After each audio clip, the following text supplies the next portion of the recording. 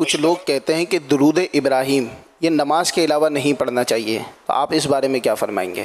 پڑھ سکتے ہیں درود شریف، بلکہ بہار شریعت میں لکھا ہے کہ اگر کوئی قسم کھائے کہ میں سب سے افضل درود شریف پڑھوں گا تو وہ اگر درود ابراہیم پڑھ لے تو وہ اس کی قسم پوری ہو جائے گی۔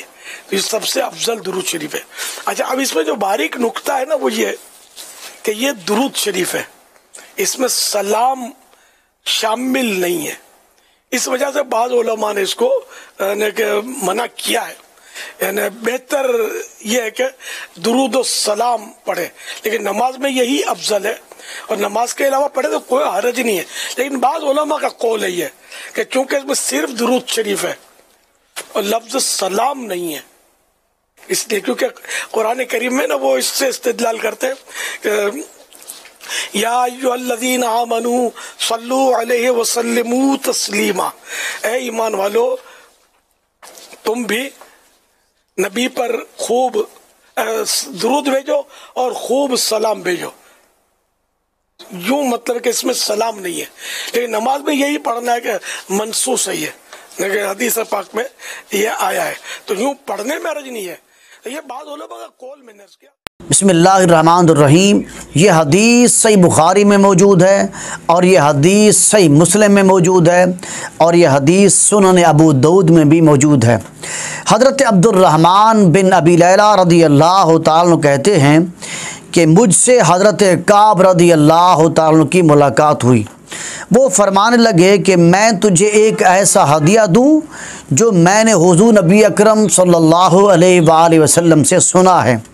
میں نے عرض کیا ضرور دیجئے۔ انہوں نے فرمایا کہ ہم نے حضور نبی اکرم صلی اللہ علیہ وآلہ وسلم سے عرض کیا یا رسول اللہ صلی اللہ علیہ وآلہ وسلم، آپ پر درود کن الفاظ سے پڑھا جائے؟ یہ تو اللہ تعالیٰ نے ہمیں بتا دیا ہے کہ آپ پر سلام کس طرح بھیجیں۔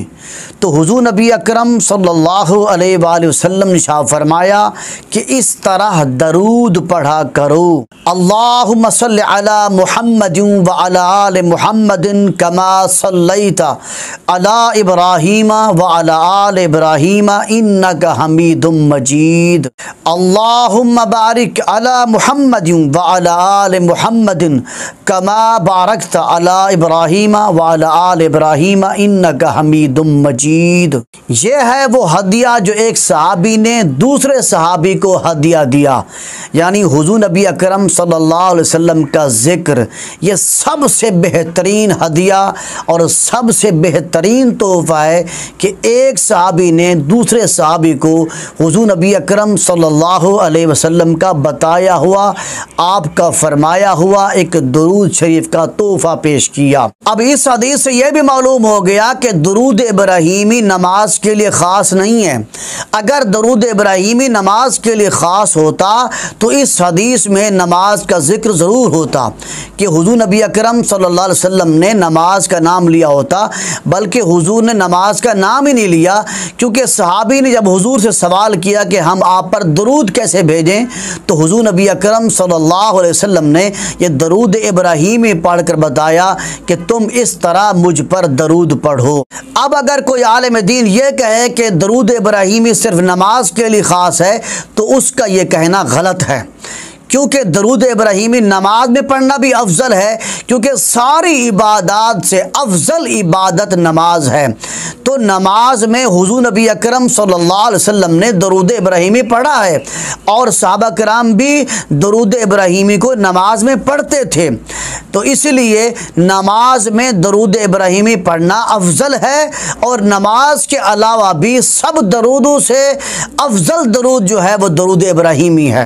اس بات کی دلیل فتاوی رضویہ کی 3 جلد میں موجود ہے کہ جب سیدی اعلی حضرت سے سوال کیا گیا کہ سب درودوں سے افضل افضل درود کون سا ہے؟ تو سیدی اعلیٰ حضرت نے ارشاد فرمایا کہ سب درودوں سے افضل درود وہ ہے جو سب اعمال سے افضل عمل یعنی نماز میں مقرر کیا گیا ہے، وہ ہے درود ابراہیمی۔ تو معلوم ہو گیا کہ درود ابراہیمی افضل درود ہے، اس کو نماز میں پڑھنا چاہیے اور نماز کے علاوہ بھی پڑھنا افضل ہے۔ اب جو آدمی یہ کہتا ہے کہ درود ابراہیمی نماز میں پڑھیں اور نماز کے علاوہ نہ پڑھیں تو اس کا یہ کہنا غلط ہے، اس لیے کہ درود ابراہیمی افضل ہے، اس کو نماز میں پڑھنا بھی افضل ہے اور نماز کے علاوہ بھی پڑھنا افضل ہے۔ اس کے علاوہ نماز کے علاوہ جو درود شریف آپ پڑھتے ہیں پڑھتے رہیں، لیکن سب درودوں سے افضل مقام جس درود کا ہے وہ درود ابراہیمی